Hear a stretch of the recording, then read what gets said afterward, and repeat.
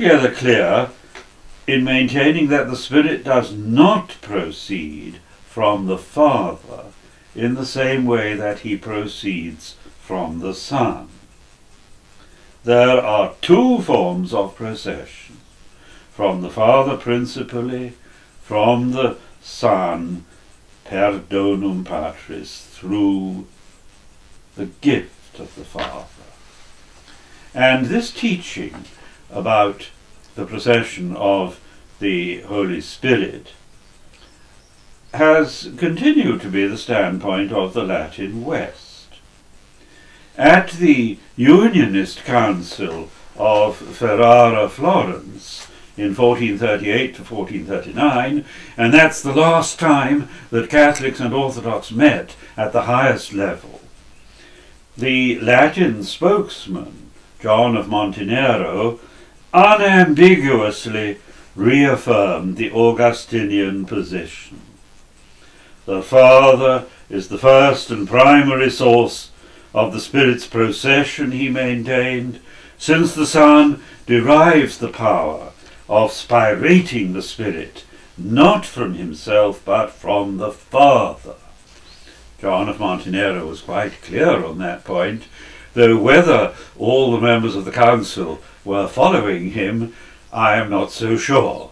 There's an interesting vignette of what went on at that Unionist council that is recorded. John of Montenero spoke for 8 hours on the question of the procession of the Holy Spirit. And at the end he said, "Are there any questions?" This was followed by a long silence. When, as a speaker, you find nobody has any questions to ask, that usually means you have been talking for too long. In this instance, after a time, one of the Greeks said, "Could we have your arguments in writing, please?" So things didn't always go easily in ecumenical councils. Well, Florence is not recognized as ecumenical by the Orthodox, but the intention was that it should be an ecumenical council. In the final decree at the Council of Florence, Litenter Celi, it is explicitly stated that the Father is the fount and principle of the whole Godhead, fons et principium totius Deitatis. Unfortunately, when the filioque was inserted into the Latin version of the Creed, and this happened a number of centuries before Florence, so that the Creed in the West now reads, "Who proceeds from the Father and the Son," no distinction was made between the two levels of procession, principally and by the Father's gift. And so the Western Creed gives the false impression that the Spirit proceeds from the Father and Son in the same manner. In fact, when the Creed says that the Spirit proceeds from the Father, for proceed it uses in Greek the word ekporevete. And this Greek term, ekporevsis, has always been understood as referring specifically to the personal origin of the Spirit. And since Augustine and Florence did not think that the Son was the personal origin of the Spirit, they thought the Father was the personal source of being within the Trinity, applying the word ekporevsis to the Son is distinctly misleading. So I would, as an Orthodox, accept that the doctrine of the double procession, as expressed in a carefully qualified form by Augustine, could be allowed as a theologumenon, a theological opinion. I wouldn't want to regard it as a dogma, but if you take it out of the Creed, then I would say we can discuss this on the level of the theological opinion, theologumenum level, and then I can think of ways of interpreting the double procession that I'm happy about. But if you insert it into the creed without any qualifications, this, for me as an Orthodox, is uncanonical, yes, but it's also potentially heretical. So I would appeal to my Latin brothers and sisters, take it out of the creed. It shouldn't be there. I recall what was said by St. Mark of Ephesus, the great spokesman for the Orthodox at the Council of Florence. He said, "This precious heritage from the fathers, the creed, our common possession, we Orthodox ask back from you in the form that it was entrusted to you. There should be," he said, "no addition, no omission from the creed. Restore it," he begged his Latin brothers, "restore it as it once was. You say," Mark continued, "that the addition of the creed is a small matter that has not altered the faith. All right, if it is a small matter," said Mark, "it would not be difficult for you to omit it." Unfortunately, his words fell on deaf ears, but I'm happy to know that the Eastern Catholics do not, I believe, use the filioque. And if ever they did, they've stopped doing so now. And certainly Pope John Paul II said that whenever the creed is recited in Greek, it should always be recited in its original form, without the word filioque, ek tu huiou, as it would be in Greek. And when I was in Rome for the feast of St. Peter and St. Paul, on the occasion when His All Holiness the Ecumenical Patriarch visited His Holiness Pope John Paul II, I remember that the creed was recited in Greek in its original form. St. Mark of Ephesus would have been pleased. However, let me return to my main theme. So much for the first difficulty in Augustine's Trinity of Love. It suggests that the Spirit proceeds from the Son as well as from the Father. But Augustine has answered our difficulty by saying, yes, but from the Son only in a secondary sense. The Father is the ultimate source. But there is a further difficulty, in my judgment, a more serious objection. Augustine's Trinity of Love likens God to two persons, not to three. The lover and the beloved are both persons, but the mutual love that passes between them is not a third person, additional to the other two. So in this way, Augustine's analogy is in danger of depersonalizing the Holy Spirit, suggesting that the Holy Spirit is just a function of the Father and the Son, the love that passes between them. But that's not a third person alongside the other two. Now, this depersonalization of the Holy Spirit was certainly not Augustine's intention. He definitely believed that the Holy Spirit is as fully personal as Father and Son, and eternally personal.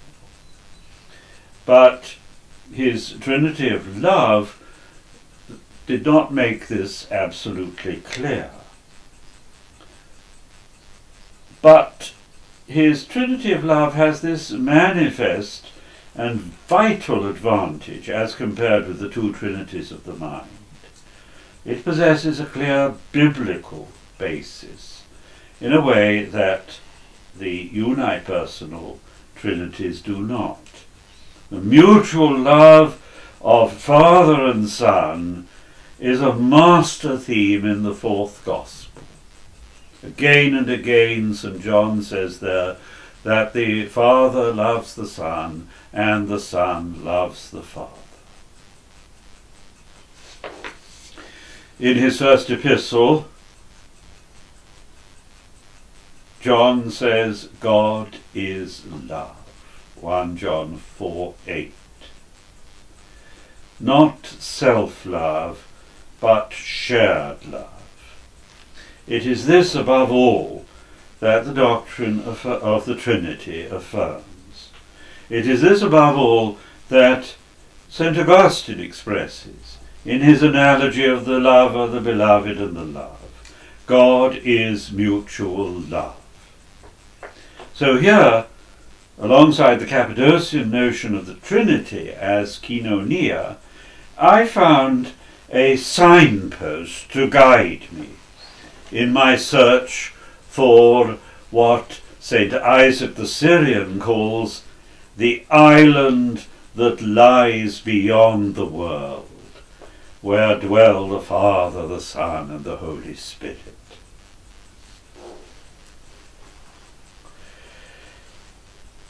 Now, the defect in St. Augustine's analogy, that it is bipersonal rather than tripersonal, is fortunately avoided by the third of my witnesses, Richard of St. Victor. Starting from the axiom of St. Augustine, and before him of St. John the Evangelist, that God is love, in the third book of his work on the Trinity, Richard succeeds in giving to the analogy of love a more definitely triadic structure than does Augustine. I find this to be perhaps the most moving and persuasive presentation of God's triunity that I have ever read. Richard did not imagine that his analogy was a proof of the doctrine of the Trinity, any more than Augustine imagined that his Trinity of love and his Trinities of the mind constituted such a proof. Both intended their analogies not as proofs but as illustrations, helping us to appreciate what in practice our Trinitarian faith signifies. But as I have already had occasion to emphasize, we cannot prove the doctrine of the Trinity. It is revealed to us. So then, let's look at Richard, a Scotsman, and I am partly Scottish, even though I'm afraid I don't speak to you with a Scots accent. God is love. Love, says Richard, is the perfection of human nature, the highest reality within our personal experience. And so, love is the quality that brings us closest to God. Love expresses better than anything else that we know the perfection of divine nature. That is step one. Then Richard proceeds to take step 2. Self-love, he argues, is not true love. Love signifies gift and exchange, and so it cannot be present in its fullness unless it is mutual. Love presupposes a thou as well as an I, and can truly exist only where there is a plurality of persons. In Richard's words, the perfection of one person requires fellowship with another. This is the case not only with human beings, but with God. divine love, as well as human love, is characterized by sharing and communion. The fullness of glory, says Richard, requires that a sharer of glory be not lacking. In God's case, as in that of us human beings, nothing, he says, is more glorious than to wish to have nothing that you do not wish to share. If then God is love, it is impossible that he should be merely one person loving himself. He must be at least two persons, Father and Son, loving each other. But now Richard takes a further, third step in his argument, a further step which brings us beyond what Augustine was saying in his mutual love analogy. To exist in its plenitude, says Richard, love needs to be not only mutual, but shared. The closed circle of mutual love between two persons still falls short of the perfection of love. In order that such perfection may exist, the two must be willing to share their mutual love with a third. In the words of St. John, 1 John 4:18, perfect love casts out fear. Love in its perfection is unselfish, without jealousy, without fear of a rival. Where love is perfect, then, the lover not only loves the beloved as a second self, but wishes the beloved to have the further joy of loving a third jointly with the lover, and of being jointly loved by that third. The sharing of love, writes Richard, cannot exist among any less than three persons. Shared love is properly said to exist when a third person is loved by two persons harmoniously and in community, and the affection of the two persons is fused into